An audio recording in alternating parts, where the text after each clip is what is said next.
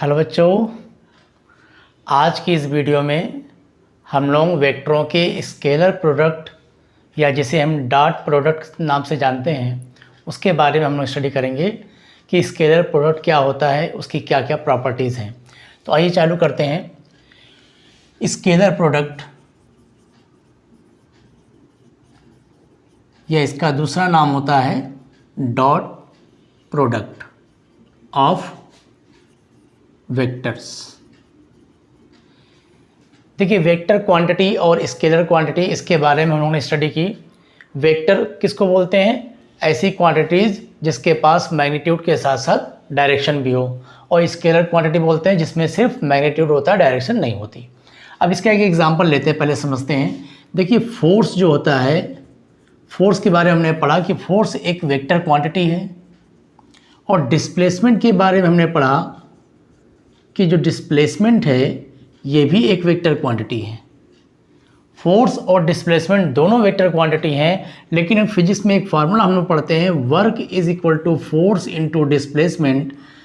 यहाँ पर जब हम देखते हैं कि वर्क फोर्स और डिस्प्लेसमेंट के प्रोडक्ट से मिलता है, लेकिन वर्क कैसी क्वांटिटी है तो हम पढ़ते हैं इसको स्केलर क्वांटिटी है। जबकि हम देख रहे हैं कि वर्क हमें कहाँ से मिल रहा है? फोर्स और डिस्प्लेसमेंट के प्रोडक्ट से। तो देखिए, फोर्स भी वेक्टर क्वांटिटी, डिस्प्लेसमेंट भी वेक्टर क्वांटिटी, लेकिन इनके प्रोडक्ट से जो हमको रिजल्ट मिला वो स्केलर मिल गया।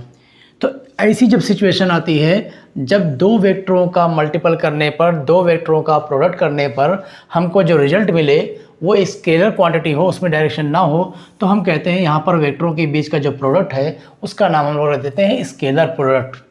और इसको रिप्रेजेंट करने के लिए हम दोनों वेक्टरों के बीच में डॉट का सिंबल लगाते हैं, इसीलिए इसका दूसरा नाम होता है डॉट प्रोडक्ट। ठीक, तो स्केलर प्रोडक्ट क्या होता है कि जब दो वेक्टरों का प्रोडक्ट यानी मल्टीप्लिकेशन करने पर हमको जो रिजल्ट मिले वो एक स्केलर क्वांटिटी मिले, तो हम कहते हैं वेक्टरों के बीच का जो प्रोडक्ट है इसका नाम क्या है? Scalar product. इसका एग्जाम्पल क्या हो गया? वर्क। ठीक, वर्क स्केलर क्वांटिटी है, जबकि फोर्स और डिस्प्लेसमेंट वेक्टर क्वांटिटी है। तो स्केलर प्रोडक्ट होता क्या है, ये बात तो समझ में आ गई। एग्जाम्पल्स इसके और भी लिए जा सकते हैं, जैसे कि एग्जाम्पल लिया जाए power. Power P is equal to होता है फोर्स इंटू वेलोसिटी। पावर का फॉर्मूला आपने पढ़ा होगा कि पावर बोलते हैं वर्क अपॉन टाइम को, जिसमें से वर्क को हम लिख सकते हैं फोर्स इंटू डिस्प्लेसमेंट, और डिस्प्लेसमेंट अपॉन टाइम बन जाएगा वेलोसिटी। तो पावर का एक फॉर्मूला बनता है फोर्स इंटू वेलोसिटी, जहाँ पर फोर्स वेक्टर क्वांटिटी है, वेलोसिटी भी वेक्टर क्वांटिटी है, लेकिन इन दोनों के प्रोडक्ट से जो हमको रिजल्ट मिल रहा है, जिसको आप पावर कह रहे हो, पावर एक स्केलर क्वांटिटी है। तो जब दो वेक्टरों का प्रोडक्ट हमको स्केलर मिल जाए तो वहाँ पर दोनों वेक्टरों के बीच में डॉट का सिंबल लगाते हैं, और इसको हम लोग पढ़ते हैं डॉट प्रोडक्ट या स्केलर प्रोडक्ट। क्लियर है? चलिए, अब हम देखते हैं कि जो स्केलर प्रोडक्ट, जो स्केलर हमारा जो आंसर आएगा उसका मैग्नीट्यूड यानी उसकी वैल्यू क्या होगी, यानी दो वेक्टर क्वांटिटी मिलके जो स्केलर दे रहे हैं उसका रिजल्ट क्या होगा। तो इसके लिए हम फॉर्मूला पढ़ते हैं कि अगर एक वेक्टर इस डायरेक्शन में है, जिसको आप ए वेक्टर बोल दें, और एक वेक्टर ये बी डायरेक्शन में है, बी, इन दोनों के बीच का एंगल मान लीजिए थीटा है। तो सपोज करते हैं वेक्टर ए और वेक्टर बी के बीच थीटा एंगल बन रहा है। आपको एंगल के बारे में बताया गया था कि जब दो वेक्टरों के टेल आपस में मिल रहे हों या दोनों वेक्टरों के हेड आपस में मिल रहे हों, तो उस समय उनके बीच का जो एंगल होगा वो अंदर वाला एंगल लिया जाता है। लेकिन अगर एक वेक्टर का हेड और दूसरे का टेल आपस में मिल रहा हो और बोले इन दो वेक्टरों के बीच का एंगल बताइए, तो इन दो वेक्टरों के बीच का एंगल ये वाला नहीं लिया जाएगा, बल्कि जो लाइन एक्सटेंड करेंगे तो ये जो बाहर एंगल बनेगा ये एंगल लिया जाएगा। ठीक, तो यहाँ पर देखिए दोनों का टेल मिला हुआ है, इसलिए हम कहते हैं दोनों वेक्टर के बीच का एंगल ये थीटा हो गया। तो अगर दो वेक्टर के बीच का एंगल थीटा हो तो इन दोनों का जो स्केलर प्रोडक्ट होगा यानी जो डॉट प्रोडक्ट होगा उसको हम रिप्रेजेंट करेंगे ए डॉट बी। ये लिखने का तरीका है ए डॉट बी, और इसका जो मैग्नीट्यूड होगा, जो रिजल्ट आएगा वो हमको क्या मिलेगा? स्केलर मिलेगा। तो ये जो स्केलर मिलेगा ये कितना होगा? इसके लिए फार्मूला होता है कि अगर दो वेक्टर ए और बी थीटा एंगल पर काम कर रहे हों तो उन दोनों वेक्टरों का जो स्केलर प्रोडक्ट है उसकी वैल्यू निकालने का तरीका है कि वेक्टर ए का मैग्नीट्यूड, वेक्टर बी का मैग्नीट्यूड, और इनके बीच का एंगल लेते हैं कॉस के साथ।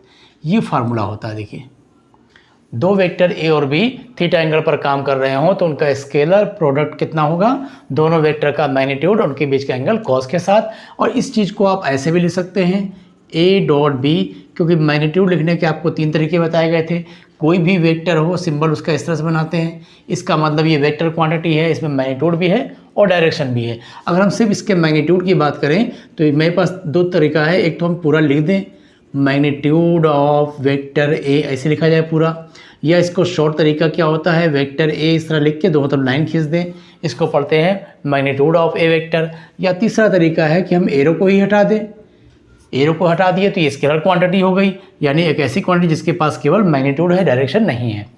तो ए डॉट बी को इस तरह से लिखा जाए, या हम सिर्फ इसको ए लिख दें, इसको बी लिख दें, इसको कॉस थीटा लिख दें, तो ऐसे भी फॉर्मूले को लिखा जा सकता है। बस आपको कॉन्सेप्ट क्लियर होना चाहिए कि 2 वेक्टर का डॉट प्रोडक्ट निकालना है तो दोनों वेक्टर का मैग्नीट्यूड लेंगे और उनके बीच का एंगल कॉस के साथ, क्योंकि इधर जो रिजल्ट मिलेगा वो स्केलर होगा, इसमें डायरेक्शन तो होगी नहीं, इसलिए हमको इधर डायरेक्शन से कोई मतलब नहीं है, दोनों की वैल्यू लेना है, बीच का एंगल लेना है। ठीक है, चलिए ये हम लोगों को स्केलर प्रोडक्ट के बारे में हो गया। अब बात आती है इसकी क्या क्या प्रॉपर्टीज़ होती हैं, उनको समझना है, उसी के ऊपर क्वेश्चन कर रहे हैं। तो देखिए इसकी जो प्रॉपर्टीज़ होंगी डॉट प्रोडक्ट यानी स्केलर प्रोडक्ट की जो प्रॉपर्टीज़ हैं, क्या क्या इसमें विशेषताएं हैं, क्या खासियत हैं। तो जो पहली प्रॉपर्टीज़ ये है कि हमारा जो डॉट प्रोडक्ट होता है ये कम्यूटेटिव लॉ को फॉलो करता है। तो फॉलो कम्यूटेटिव लॉ, ठीक है। तो ये कम्यूटेटिव लॉ क्या बोलता है कि A dot B is equal B dot A, यानी सीक्वेंस चेंज करने से कोई इफेक्ट नहीं पड़ता। ए का बी के साथ डॉट प्रोडक्ट निकाला जाए या बी वेक्टर का ए के साथ डॉट प्रोडक्ट निकाला जाए, ये दोनों की वैल्यू सेम आएगी। ये हमारा पहला रूल हो गया या पहला इसकी प्रॉपर्टी हो गई। अच्छा, अब ये देखते हैं कि कैसे ये होता है, इक्वल क्यों हो जाता है। तो इसके लिए हमें पता है, डायग्राम से अगर समझा जाए तो ये वेक्टर ए, ये वेक्टर बी, इनके बीच का एंगल हमने बताया ए से बी का एंगल कितना है, थीटा। तो बताइए अगर ए से लेकर बी तक का एंगल थीटा है तो बी से लेकर ए तक का एंगल कितना होगा, तो इधर दिखला देंगे। ये हो गया बी से ए तक का एंगल जो हो जाएगा 360 माइनस थीटा। तो अगर आप ए डॉट बी निकालेंगे तो ए डॉट बी निकालने के लिए वेक्टर ए का मैग्नीट्यूड, वेक्टर बी का मैग्नीट्यूड और ए से बी का एंगल कॉस थीटा ये लिया जाएगा। लेकिन अगर हम बी डॉट ए निकालते हैं तो वेक्टर बी का मैग्नीट्यूड, ए का मैग्नीट्यूड और बी से ए तक का एंगल लिखेंगे तो लिखेंगे कॉस 360 माइनस थीटा। लेकिन फार्मूला हम जानते हैं कि cos 360 minus theta is equal to cos theta, यानी ये भी फिर वही चीज़ आ गई। तो इससे पता चलता है कि ए डॉट बी और बी डॉट ए इक्वल होते हैं। ये हमारी पहली प्रॉपर्टीज़ हो गई, ठीक है, इनको याद रखिएगा। अच्छा, दूसरी प्रॉपर्टीज देखिए। दूसरी प्रॉपर्टी लिखेंगे डिस्ट्रीब्यूटिव लॉ को भी फॉलो करेगा। डिस्ट्रीब्यूटिव लॉ क्या कहता है, डिस्ट्रीब्यूटिव लॉ का मतलब हुआ ए डॉट बी प्लस सी। अगर 2 वेक्टर यहाँ पर ऐड हो रहे हैं और तीसरे के साथ उसका डॉट प्रोडक्ट हो रहा है तो हम इसको डिस्ट्रीब्यूट कर सकते हैं, अलग अलग लिख सकते हैं। ए डॉट बी अलग कर दें और प्लस ए डॉट सी अलग कर दें, तो ये इस लॉ को भी फॉलो करता है। ठीक, तो ये 2 प्रॉपर्टीज़ हमारी हो गई। नेक्स्ट देखते हैं जो कि इम्पोर्टेंट सबसे थर्ड प्रॉपर्टी है, जो सबसे इंपॉर्टेंट है, इसके ऊपर सबसे ज़्यादा क्वेश्चन लगेंगे। इसमें हम लोग पढ़ेंगे if vector A perpendicular to vector B, यानी अगर 2 वेक्टर आपस में परपेंडिकुलर हैं, 2 वेक्टर परपेंडिकुलर हैं मतलब क्या हुआ, इनके बीच का एंगल 90 है। अगर इनके बीच का एंगल 90 हुआ तो कॉस की वैल्यू कितनी हो जाएगी, कॉस 90 होता है 0।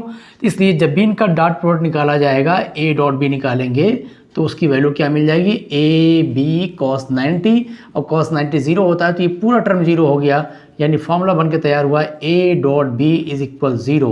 बहुत ही इंपॉर्टेंट पॉइंट याद रखना है कि जब भी 2 वेक्टर परपेंडिकुलर होंगे उनका डॉट प्रोडक्ट 0 होगा। और इसका रिवर्स भी याद कर लीजिए कि अगर 2 वेक्टरों का डॉट प्रोडक्ट 0 आ गया तो इसका मतलब प्रूफ होता है कि वो दोनों परपेंडिकुलर होंगे। इसके ऊपर क्वेश्चन किए जाते हैं। तो ये हमारी 3 प्रॉपर्टीज़ हो गई। ठीक, चलिए नोट कर लीजिए, मिला दें इसको। चलिए आगे बढ़ते हैं। तो हमने देखा ये कम्यूटेटिव लॉ को फॉलो कर रहा है, डिस्ट्रीब्यूटिव लॉ को फॉलो कर रहा है, और तीसरी चीज़ हमने पढ़ी कि अगर 2 वेक्टर परपेंडिकुलर हैं तो उनका डॉट प्रोडक्ट 0, या कह दिया जाए कि अगर 2 वेक्टरों का हमने डॉट प्रोडक्ट निकाला वो 0 आ गया तो इससे प्रूफ होता है कि वो दोनों परपेंडिकुलर होंगे।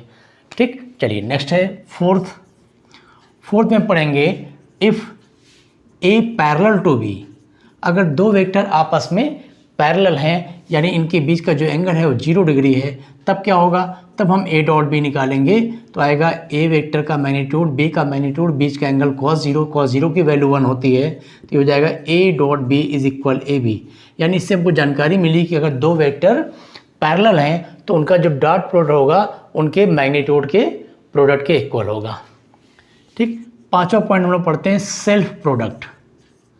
सेल्फ प्रोडक्ट इसको भी याद रखेंगे, मेन पॉइंट आ गया।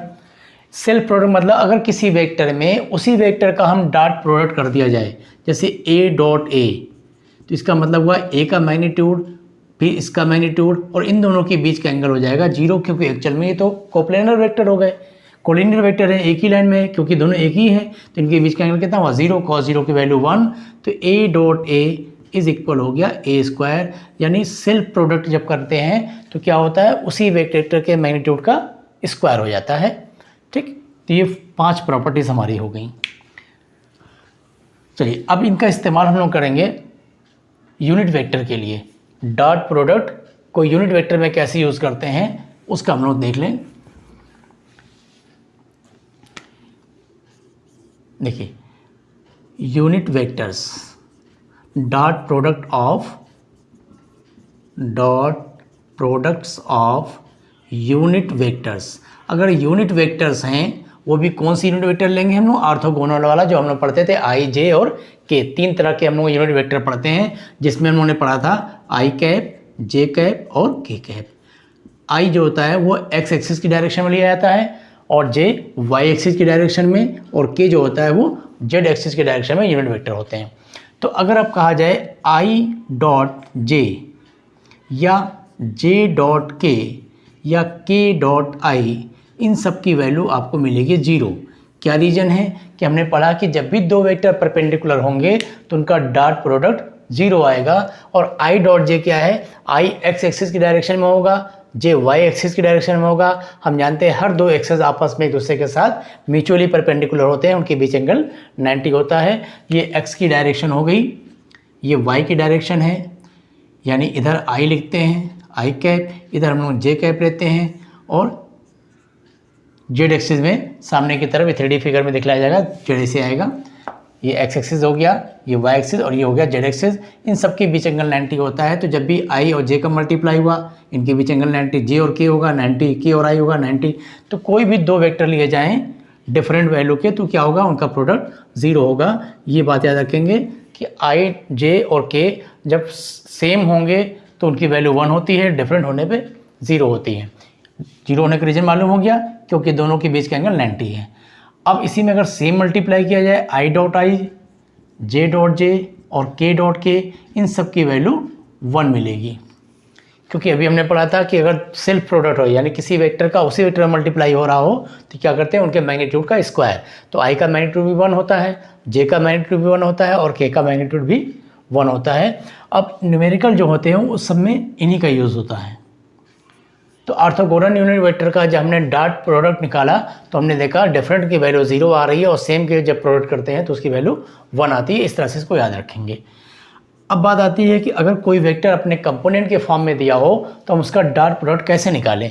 तो देखिए, सपोज कर लीजिए एक वेक्टर ए है जो अपने कंपोनेंट के फॉर्म में दिया हुआ है AXI plus AYJ plus AZ के, यानी इस ए वेक्टर के 3 कंपोनेंट है, एक कंपोनेंट x डायरेक्शन में, एक y डायरेक्शन में और एक z डायरेक्शन में, और दूसरा वेक्टर है b, इसके भी 3 कंपोनेंट में कर लिए, x डायरेक्शन में, y डायरेक्शन में और z डायरेक्शन में।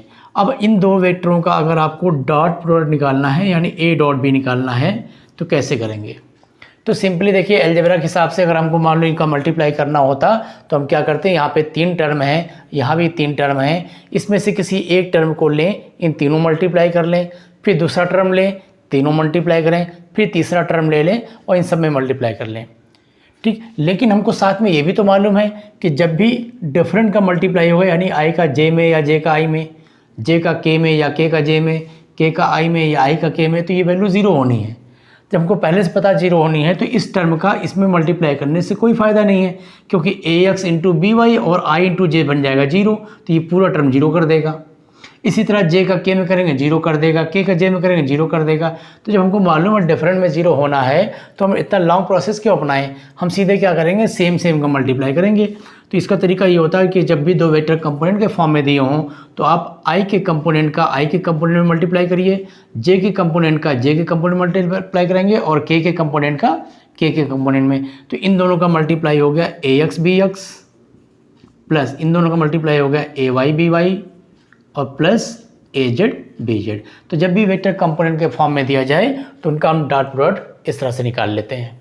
ठीक है, अब देखते हैं कि डॉट प्रोडक्ट की क्या प्रॉब्लम, मतलब क्या इसकी एप्लीकेशन है और इस पर किस तरह के क्वेश्चन बनते हैं। चलिए पहला क्वेश्चन हम लोग लेते हैं कि अगर मान लीजिए कोई वेक्टर दिया हो ए वेक्टर और बोले इसकी वैल्यू जो है वो 2i प्लस 3j माइनस के, और एक वेक्टर बी इसकी वैल्यू है 3i minus 2j plus 7k, और आपसे बोलता है a डॉट बी की वैल्यू बताइए। तो जब भी दो वेक्टर कंपोनेंट के फॉर्म में दिए हों तो उनका डॉट प्रोडक्ट निकालने का तरीका भी आपको बताया गया कि सेम का मल्टीप्लाई करेंगे। तो हम क्या करेंगे, 3i के कंपोनेंट का i के कंपोनेंट में मल्टीप्लाई कर दिए, ये हो गया 3 × 2 6। चाहे तो स्टेप बढ़ाना हो तो हम नंबर के साथ साथ इसको लिख दे रहे हैं 3 × 6 i डॉट i। फिर यहाँ पे मैंने मल्टीप्लाई किया तो माइनस हो जाएगा 3 × 6 j डॉट j। फिर इसका हमने मल्टीप्लाई यहाँ पे किया तो माइनस का 7 k डॉट k। बाकी डिफरेंट का मल्टीप्लाई हमने नहीं किया। अगर एग्जाम में बोर्ड में लिखना है तो हम इसको साथ में लिख देंगे, since i dot j j dot k और k डॉट i ये सब 0 होते हैं इसलिए हमने वो टर्म नहीं लिखे। अब i डॉट i 1 होता है, j डॉट j भी 1 होता है, k डॉट k भी 1 होता है। ये हो गया 6 × 1 माइनस 6 × 1 माइनस 7 × 1, तो ये आपका आंसर आ गया -7। तो जब भी कोई वेक्टर अपने कंपोनेंट के फॉर्म में दिया हो तो उसका डॉट प्रोडक्ट निकाल लेंगे। चलिए एक एग्जांपल और लेते हैं, a = 6i प्लस 3j और b की वैल्यू दिया हुआ है -3j प्लस 2k। चलिए a डॉट b निकालें, क्या आएगा। तो देखिए यहाँ पर k वाला टर्म नहीं है और नीचे i वाला टर्म नहीं है, मल्टीप्लाई सिर्फ सेम लेते हैं। तो यहाँ पर i है, इसमें i नहीं है, इसमें j है, इसमें भी j है। तो j का कंपोनेंट j के कंपोनेंट से मल्टीप्लाई हुआ तो 3 और -3 हो गया -9। अब यहाँ पर k है, इसमें k नहीं है, तो सेम मल्टीपल हमारा सिर्फ यही एक मिल रहा था, इसलिए हमारा यही आंसर आ गया -9। क्लियर है। चलिए अब इसकी बात होती है इसके एप्लीकेशन की कि डॉट प्रोडक्ट पढ़ने की क्या एप्लीकेशन है। तो पहला एप्लीकेशन तो होता है कि किसी दो वेक्टर के बीच का एंगल कैसे निकाला जाता है।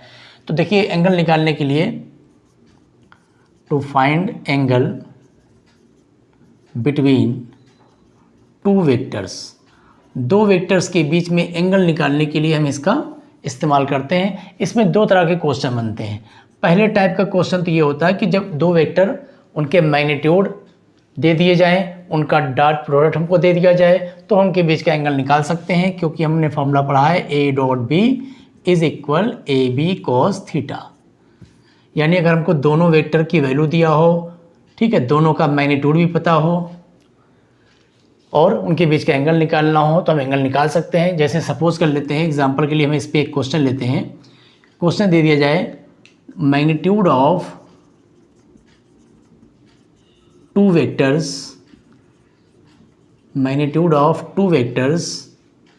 Are 3 and 4 unit. दो वेक्टर हैं, इनके मैग्नीट्यूड 3 and 4 हैं, and magnitude of their scalar product या their dot product is 6, then find angle between them. Suppose कर लिए ये आपके पास क्वेश्चन आ गया कि दो वेक्टर हैं जिनका मैग्नीट्यूड 3 और 4 यूनिट है और इनके डॉट प्रोडक्ट का जो मैग्नीट्यूड है वो 6 है, तो उन दोनों के बीच का एंगल बताइए। तो देखिए सपोज कर लो वो जो वेक्टर्स की बात कर रहा हूँ उनके नाम हमने रख दिया a और b। तो आपको a वेक्टर का भी मैग्नीट्यूड दे रखा है, b वेक्टर का भी मैग्नीट्यूड दे रखा है। यानी a वेक्टर का मैग्नीट्यूड आपको दिया है 3, b वेक्टर का मैग्नीट्यूड दे दिया 4, और उन दोनों का जो डॉट प्रोडक्ट है यानी जो a डॉट b आएगा उसकी वैल्यू भी आपको दे दिया 6। अब एंगल निकालना है तो सारा फॉर्मूला इस यहाँ पर पुट करिए। a डॉट b की वैल्यू 6 दिया हुआ है, a की वैल्यू आपको 3 दिया है, b की वैल्यू 4 दिया है cos थीटा। ये हो गया 6 is equal to 12 cos theta, तो 6/12 यानी 1/2 is equal to cos theta, that is theta is equal to आ गया 60 डिग्री, क्योंकि कॉस 60 की वैल्यू 1/2 होती है। तो जब भी आप वेक्टर का मैग्नीट्यूड दिया हो, उनके डॉट प्रोडक्ट की वैल्यू दे दिया जाए तो एंगल निकाल सकते हैं। ये पहला टाइप का क्वेश्चन हो गया। सेकंड टाइप का क्वेश्चन क्या होगा कि जब दोनों वेक्टर अगर कंपोनेंट के फॉर्म में दिए हों तो उनके बीच का हम एंगल कैसे निकालेंगे। ज़्यादातर यही क्वेश्चन एग्जाम में पूछे जाते हैं, तो उस क्वेश्चन को हम लोग करेंगे। देखिए, तो सेकंड टाइप का क्वेश्चन हमारा ये है कि सपोज कर लीजिए आपको दो वेक्टर दे दिए जाएं। एक वेक्टर दिया है 2i + j + k and vector B दिया हुआ है i - j + 2k। Find the angle between a and b। इन दोनों के बीच का एंगल निकालिए। अब देखिए, फॉर्मूला तो हमारे पास वही है कि a.b इज इक्वल a का मैग्नीट्यूड b का मैग्नीट्यूड, उनके बीच का एंगल cos थीटा। फॉर्मूला तो हमें ही लगाना है। समस्या यहाँ पे क्या आ रही है कि वेक्टर a और वेक्टर b का मैग्नीट्यूड हमको अलग से नहीं दिया है, और बात आती है इनके डॉट प्रोडक्ट की। तो डॉट प्रोडक्ट तो हम निकालना सीख चुके हैं, हम निकाल लेंगे। तो चलिए हम पहले डॉट प्रोडक्ट निकाल लेते हैं। इन दोनों का डॉट प्रोडक्ट अगर निकालेंगे a.b तो कितना आ जाएगा, सेम कंपोनेंट का मल्टीप्लाई करिए 2 और यहाँ पर 1, 2 1 जा 2 हो गया। यहाँ पर देखिए 1 - 1 तो माइनस का 1 आया। यहाँ पे 1 और 2 + 2 तो हो गया 2 और 2 4 - 1 यानी 3।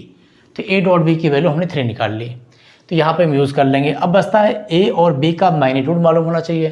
तो ये आप लोगों ने शुरू में सीखा हुआ था, जब वेक्टर का रेजोल्यूशन आपको बताया गया कि जब भी कोई वेक्टर कंपोनेंट के फॉर्म में दिया हो तो उसका हम लोग मैग्नीट्यूड कैसे निकालते हैं। तो देखिए, वेक्टर a का मैग्नीट्यूड निकालना है तो क्या तरीका होता है, i, j और k का जो कंपोनेंट है उनके स्क्वायर का सम करके स्क्वायर रूट। तो 2 का स्क्वायर + 1 का स्क्वायर + 1 का स्क्वायर, ये आ गया √6। इसी तरह बी वेक्टर का मैग्नीट्यूड निकाला जाए तो √1 का स्क्वायर + 1 का स्क्वायर + 2 का स्क्वायर, तो ये वैल्यू भी आपको मिल जाएगी √6। अब तो क्वेश्चन आसान हो गया भाई, हमको a का मैग्नीट्यूड मिल गया, b का भी मिल गया, उनका डॉट प्रोडक्ट भी मालूम हो गया। अब तो क्वेश्चन सिंपल हो गया। ये सारी वैल्यू यहाँ पुट कर लीजिए। a.b की वैल्यू 3, a √6, b भी √6 इंटू कॉस थीटा। ये हो गया 3 इज इक्वल √6 मिल गया 6 बन गया कॉस थीटा। 6 को नीचे लाए 3/6 is equal cos theta. 1/2 is equal cos theta, that is theta is equal 60 degree. ठीक, तो दोनों तरह के क्वेश्चन हमने देखे। जब वेक्टर का मैग्नीट्यूड आपको दिया हो, उनके बीच का एंगल निकालना हो तो भी निकाल सकते हैं, और वेक्टर का मैग्नीट्यूड अलग से नहीं दिया है लेकिन दोनों के हमें कंपोनेंट मालूम हो तो उनका मैग्नीट्यूड भी निकाल सकते हैं, उनका डॉट प्रोडक्ट भी निकाल सकते हैं, और इस तरह से उनके बीच का एंगल निकल जाएगा। ठीक, चलिए अब 1-2 क्वेश्चन और देख लेते हैं इसके ऊपर। नेक्स्ट क्वेश्चन ये है कि अगर सपोज कर लीजिए आपको दे रहा है कि एक वेक्टर a है 4i - j + 2k, और एक वेक्टर b दिया हुआ है i + 2j - k, और आपसे कहता है प्रूफ करिए कि a और b परपेंडिकुलर हैं। Prove a perpendicular on b।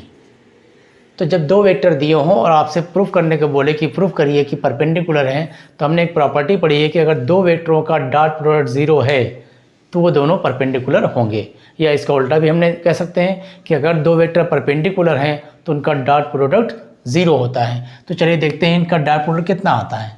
तो जब हम इसका डॉट प्रोडक्ट निकालेंगे a.b, तो निकाल देखिए 4 × 1 -1 × 2 + 2 × -1, तो ये दैट आ गया 4 - 4 = 0। तो हमने देखा दो वेक्टरों का डॉट प्रोडक्ट क्या आ गया, 0 आ गया। तो अगर a.b की वैल्यू 0 आ रही है तो इससे प्रूफ होता है कि a परपेंडिकुलर ऑन b, यानी इनके बीच का एंगल कितना हो गया 90 डिग्री, यानी आपस में परपेंडिकुलर हैं। ठीक, ये प्रॉपर्टी का इस्तेमाल किए, प्रूफ हो गया। और इसका दूसरा उल्टा क्वेश्चन इसका ये बनाया जाता है कि अगर दो वेक्टर ऑलरेडी परपेंडिकुलर आपसे बोल दे कि ये दोनों परपेंडिकुलर हैं और में से किसी एक नंबर को गायब कर दे, बोले इस नंबर का पता लगाइए, जबकि ये परपेंडिकुलर हैं। तो इसके ऊपर क्वेश्चन देखिए, मान लीजिए एक वेक्टर दिया हुआ है a, लिखा है 2i + mj + k, और वेक्टर b की वैल्यू दिया हुआ है 4i - 2j - 2k, और बोल रहा है कि m की वैल्यू फाइंड करिए for which value of m the a and b are perpendicular. अगर ए और बी दोनों वेक्टर परपेंडिकुलर हैं तो इसमें m की वैल्यू क्या होगी, तो हम उसी प्रॉपर्टी का इस्तेमाल करेंगे कि since A perpendicular on B therefore their dot product must be equal 0। तो ए और बी परपेंडिकुलर हैं, इसलिए इन दोनों का जो डॉट प्रोडक्ट है ये 0 ही आएगा, कन्फर्म है, पहले से ही हमने 0 लिख दिया। अब ए डॉट बी निकाल देखते हैं, तो ए डॉट बी निकालिए 2 × 4 यानी 8, m × -2 यानी -2m, 1 × -2 यानी -2 इज इक्वल 0। तो यहाँ से हमने सॉल्व किया है, 8 - 2 6 आ गया और ये -2m है, तो -2m + 6 = 0, 2m उधर चला गया, 2m इज इक्वल 6, m की वैल्यू आ गई 3। ठीक, तो इसमें इस 3-4 तरह के क्वेश्चन बनते हैं, सारे हर तरह के क्वेश्चन हमने बता दिए आपको परपेंडिकुलर प्रूफ करना हो वो भी तरीका है, अगर परपेंडिकुलर दिया हो किसी एक अननोन क्वांटिटी की वैल्यू निकालना हो वो भी हमने देख लिया, वेक्टरों का मैग्नीट्यूड दिया हो उनके बीच का एंगल निकालना हो वो भी हमने देखा, अगर वेक्टर कंपोनेंट के फॉर्म में दिए हो तो उनके बीच का एंगल कैसे निकालेंगे ये भी हमने देखा। बाकी डॉट प्रोडक्ट के ऊपर और भी बहुत सारे न्यूमेरिकल होंगे, उसकी एक अलग से वीडियो बनेगी न्यूमेरिकल्स ऑन डॉट प्रोडक्ट, उसको आप जरूर देखिएगा। अभी आप इसकी प्रैक्टिस करिए। Thank you.